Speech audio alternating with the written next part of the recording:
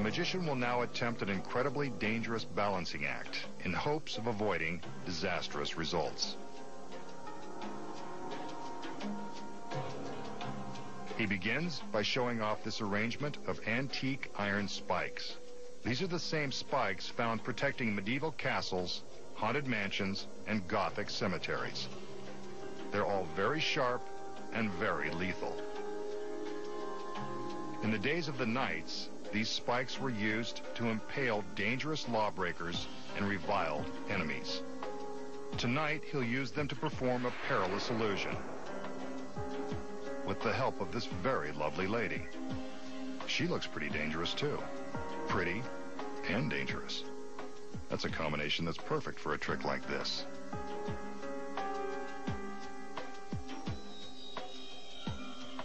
He calls in the help of 2 male assistants in the event this girl is too much for one masked man to handle.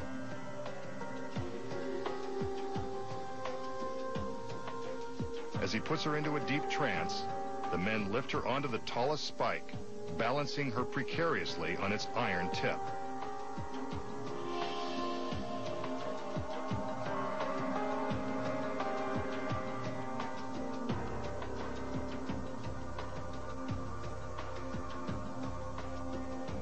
The magician continues to conjure, being careful not to let the girl slip out of her trance. Ouch. The girl has been impaled by the spike. The tip has plunged all the way through her stomach, coming out the other side. This is a case for workers' comp if she somehow survives. Still, even pierced by the stiff iron rod, she manages to look graceful and gorgeous. Maybe this was the magician's plan all along. To stab a girl in the back by magic. What did this dangerous beauty do to deserve such a painful punishment? And is she past the point of no return? Let's find out.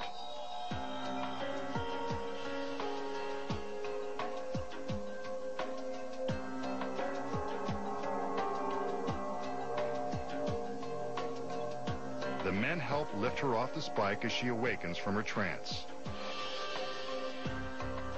Finally, the girl slept through it and came out unharmed. And look at that. She doesn't even hold a grudge. Maybe women do like bad boys after all. But just because she survived looking as incredible as before doesn't mean you should try anything like this at home. After all, this was just an illusion, and they know the secrets. Coming up next, find out how the magician impales his assistant with the iron spike and brings her back to life. When magic's biggest secrets finally revealed, returns.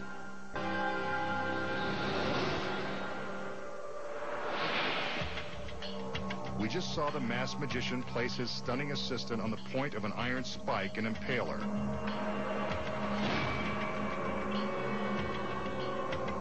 So how did he do it? Here are the secrets. When the illusion begins, the magician displays the collection of imposing-looking iron spikes. The spikes appear to be deadly sharp and quite dangerous. But on closer inspection, we can see that the pointy iron tips are actually made of foam rubber. They look lethal, but they're really quite harmless.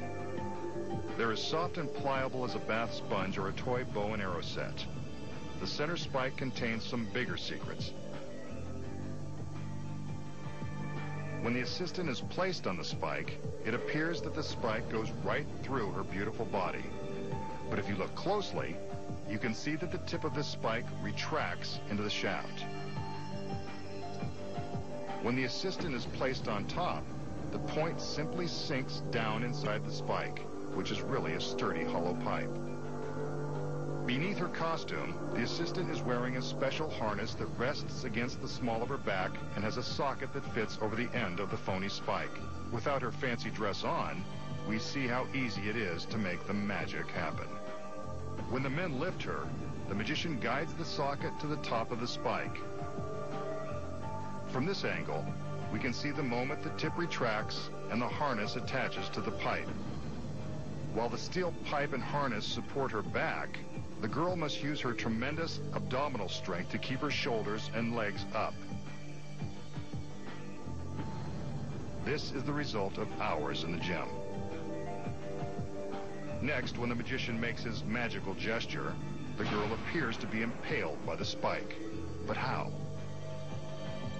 Hidden inside the spike is a spring-loaded piston which retracts into itself. This lowers the assistant down, creating the illusion that the spike is being driven into her. See? She's actually just going for a ride as the piston slides the pipe down over itself. There is a release cable that runs from off-stage to the base of the spike. Off-stage, a stagehand controls the action. The girl is loaded onto the fake spike, and the stagehand waits for his cue. The magician motions, the stagehand pulls the cable, releases the piston, and the spike lowers the girl. If you look closely, you can even see the cable as it's pulled. We're so busy watching the girl being impaled that we don't even notice. But if the girl and the spike are lowered at the same time, how does the tip of the spike appear to puncture her stomach? The assistant has a duplicate spike tip that attaches to a magnet on the front of her harness. See? It's just strapped on. Her careful timing when placing the tip creates the illusion that the duplicate tip is actually being driven through her. As she's being positioned on the pipe, the girl removes the extra tip from a secret pocket in her costume and conceals it in her hand. Notice that she keeps her hands directly above her abdomen until the tip appears to puncture her. This is to hide the fact that she's securing the tip to the magnet. Once the piston lowers and the tip is attached, all she has to do is let her arms fall and reveal the tip. The illusion that she is impaled is very convincing. But how does the spike appear to be its original height once the girl is lifted off? A hidden pedal operates a hydraulic lift inside the pipe. It works like a dentist chair, raising the spike back up.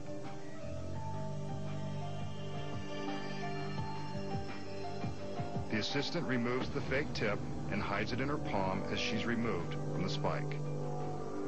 All she has to do now is join the magician and accept half the applause for doing most of the work.